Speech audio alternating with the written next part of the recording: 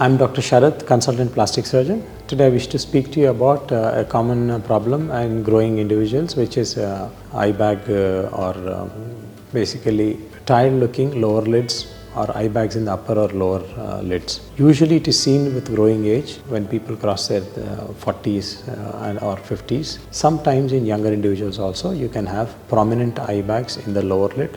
In between the malar cheek and the lash margin, you see bogginess and fat which is prominent. How do you address them?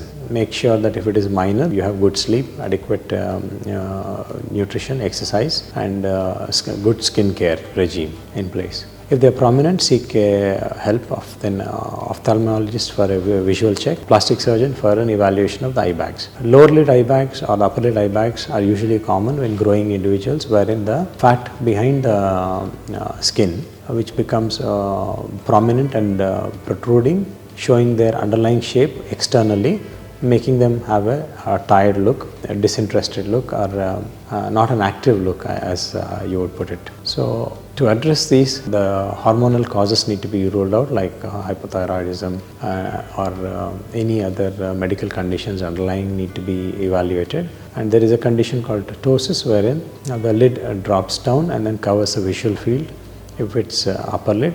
And eye bags which sometimes make them feel socially inadequate, because in certain fields you need to be up and about, and this tired look does not help their cause. Evaluation by a plastic surgeon would help in seeing if a surgical intervention by removal of these eye bags can help their cause. Approach can be from within the eye, that means through the inside of the eyelid, or externally through just below the lash margin. So we approach the fat pads and reduce the fat pads, and if it is an external approach, the suture line is below the lash margin. It's a day care procedure, can be done under local or general anesthesia, and patient discharged the same day. Some amount of bruising can be expected around the eyes, and sometimes if the approach is transconjunctival, there is no external incision. Transconjunctival means behind from the inside of the lower lid the approach is taken. If it is upper lid, again through the skin crease, the eye bags are addressed, and a suture line which is fine, which settles in about a week.